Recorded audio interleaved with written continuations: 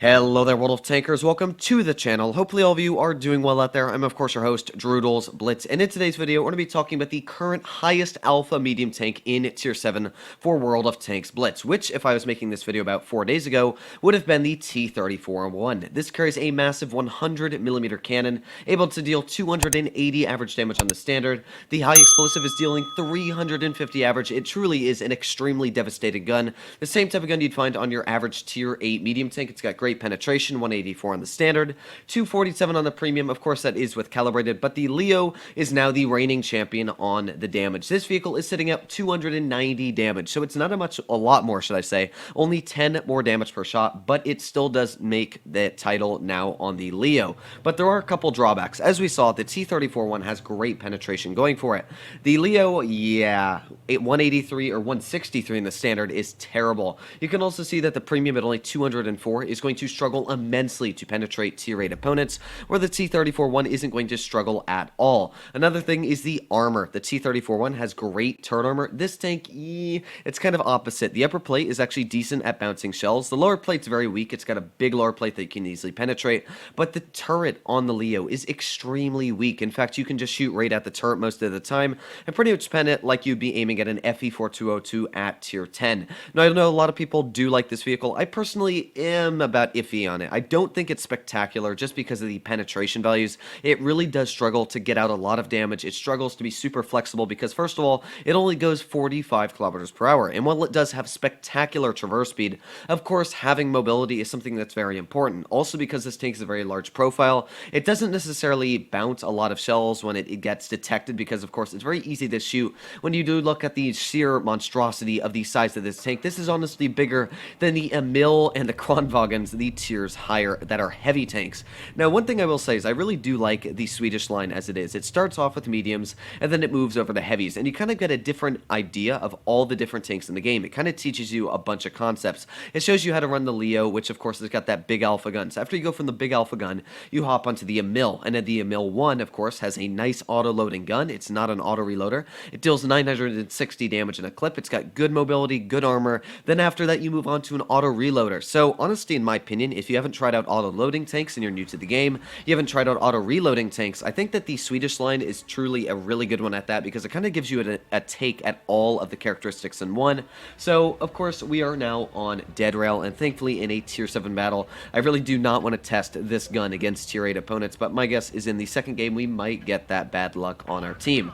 Now, the nice thing about this tank, the major advantage other than the alpha over the T-34-1 as well, is the gun depression. It's sitting at 10 degrees, which of course is going to make it extremely flexible in most scenarios. You can also see that it does have a great power to weight ratio. That's one thing you can't knock about the vehicle. It will always get in the position going that 45 kilometers per hour top speed, but you can see that that is it. It doesn't go any faster than that, so definitely a big issue there. But the nice thing is, I literally outtrade every vehicle on the enemy team, apart from the Eraser, by about 20 damage per shot, and as well the KV-3 if it is running that big gun. So the nice thing is, again, that alpha is key in certain scenarios. I can trade the enemy, and as long as I don't need to load the premium, I of course will always be coming out on top. But at the same time, no clue where the enemy's actually pushing. We've got the Peter off to the side, and in fact, let's try and get a nice little shot into him. There you go, nice shot, but there you go, you can see that the armor on this tank really letting itself down there, as the Peter was actually able to get a shot right into me as well. But let's see if we can pen a shell. There you go, nice premium one for 259 again. But even there, you could see that a Tier 6 medium tank was almost shrugging off shells from our Tier 7 vehicle. So definitely the armor is a big issue with the tank, I will feel, at least the penetration on it. I have a feeling that the Jagdpanzer would easily pen us as well in a scenario like this, but I'm trying to use that turret armor to the advantage here. So let's get a nice penetrating shot into that Jagdpanzer. And again, the crazy thing about this vehicle is literally one more shot and this guy will be taken out of the battle. So there we go. Well, we would have finished him off at least if we had gotten the ability to get a nice shot into him. But that, of course, is where alpha is key. And the great thing about this thing is that it actually has good damage per minute as well. It's sitting at around, what is it? I think it's around 2200 DPM or something like that. So it's actually not too bad on getting out the damage. We've got the side of the Eraser here, and let's see if we can pen the HE. No, we are not able to, but you know what? That was worth it in my opinion because that was still a 330 damage fire. And now we can aim in once again another shot on the side of that Eraser. There you go, a nice low roll. Oh, a nice low roll, yeah. I don't think any low roll is nice, but still getting out some very big and beefy shells. We got the side of the AMX's turret, which, there we go, 351 hit points straight, just ripping apart that guy. We got got the KV-3 to the side. I don't even care if he pins me, to be fair. I just want to try and get out some more damage. There you go. Now, I will say, this thing tends to low roll a lot. You can see here when I've been aiming at the enemy, it really does like to low roll a lot of its shells. Kind of weird on how it does that, but again, another beefy shell into that M4. And this is where Alpha is really key. You can see that in a tier 7 battle, or even in a tier 6 battle, it really is super strong on how much damage it's able to get out. But at the same scenario, you can definitely see where damage isn't key, because that dispersion on this gun, oh yeah, that is not something you want to be proud of. It really struggles to get out some of the simplest shots, like that one that missed on the M4 there. Yeah, the on-movement dispersion is not great. Well, it's actually not terrible, but it's the dispersion in general sitting at like 0.38. Yeah, it's not good. You're really not going to expect to hit shells from very far away. But this game, we've done a pretty solid amount of damage as it is already, breaking the 3,000 damage barrier, and we're going to continue to get out more damage, shooting this KV-3 once again in the side of the turret, getting another massive low roll there.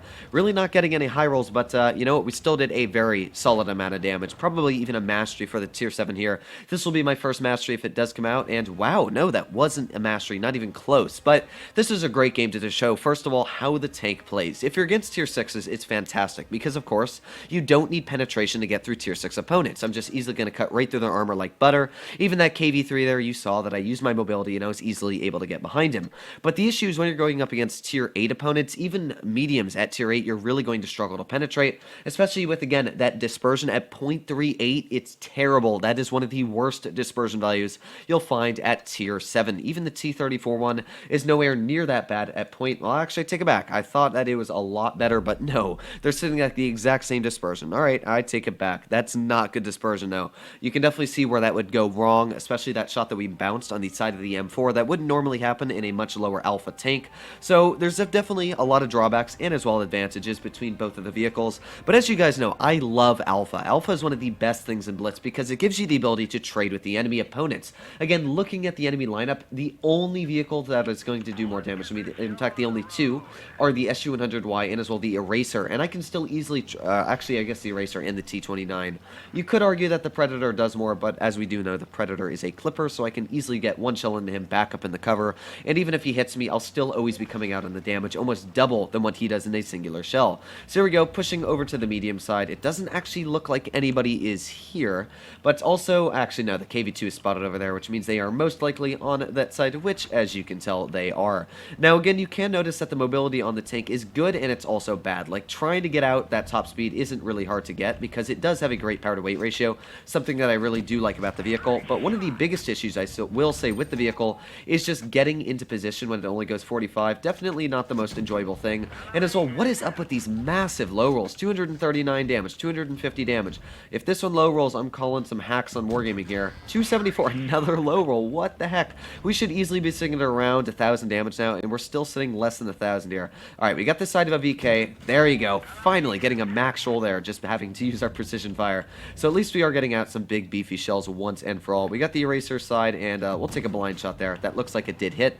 I'm not sure why my team isn't being able to spot these guys, judging that they are right there, but you know what? That's not the worst, because again, I'm just easily tapping all the enemy opponents in the side. There you go, an average roll. Cannot complain about that. And this SU-100Y, hopefully we're going to be able to reload quick enough to tap him once again, which, yeah, that was definitely a hit. I don't know if it pens, but still, that was a pretty beefy hit. Yes, it did pen him, so that means we can once again aim it on this SU-100Y. We'll aim just right at the middle of his hull, and boom, nice high roll there for 334. So that SU-100Y is not really a strong opponent, I would say, against us anymore. And, well, one more shot right into the frontal hull of his tank, and he is taken out. So perfect for the vehicle here. Again, you can see where the Alpha is definitely helping me out, trying to get shots into the enemy opponents. We've got the Eraser, and boom, 290 to the side of him there. Again, we are sitting at a very high amount of damage already in this battle here, and we've got the Eraser pulling out once again. Can we get another shot into him? There you go, 286 into the Eraser once again there. We've really got to work on who we're shooting at, though, of course, because I've got to work on this Hellcat here. The Hellcat is going to be a very easy HE. Okay, unless we hit the gun barrel of that. That is quite sad for me, but we've got the good mobility. This thing actually has excellent traverse speed, which means that I can get to the side of the Hellcat here. And while we are dealing with a clipper, again, the nice thing about this vehicle is that while he may be a clipper, we can of course get out a singular shot into him, kind of equaling out the clipping abilities of his vehicle. So there you go, nice roll, 345 hit points.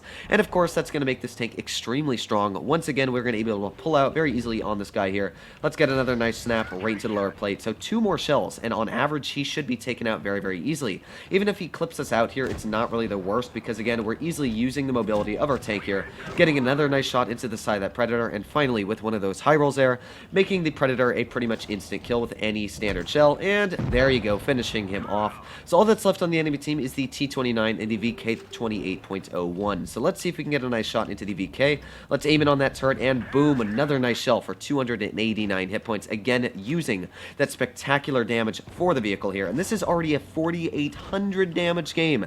That is quite ridiculous how much damage we have gotten out in this battle already. Let's see if we can get an HE into the rear of the T-29. Of course we can. There you go, 402 hit points. That was a 5,200 damage battle played in the Leo here, and that was a perfect game to show how solid the vehicle is. Now, amazed that that is not a mastery for 5,000 damage.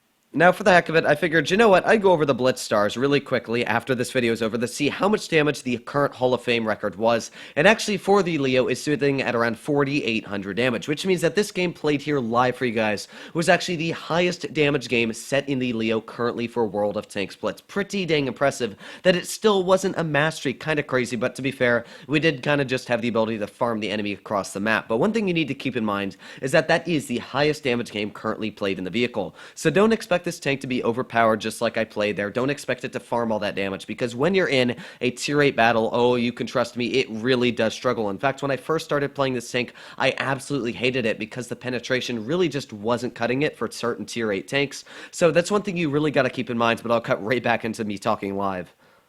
But as you can see, the tank is very solid. I don't think it's overpowered. You can definitely see from the games here that it looks overpowered, but again, the thing is that penetration when tier 8 tanks are going up against it is going to suck. The armor is not anywhere near the 34 ones. It doesn't have near the mobility, but one thing it does carry is just great damage per minute, sitting at around 20, actually it's about 2,000, but still, for a tier 7 medium, that's pretty solid damage per minute. So let me know what you guys think in the comments down below. Fun fact is the damage per minute on the tier 7 is actually more than the tier 10 in the line, but that's just a funny little thing. But I really do like the Leo. I think because it's got that alpha, it really makes it for a super strong tank, as you could see in today's video. So as always, if you enjoyed today's video and you want to see more like it, please make sure to smash that subscribe button down below. But other than that, hopefully all of you are doing well out there. Stay happy, stay healthy, and I'll see you in the next one.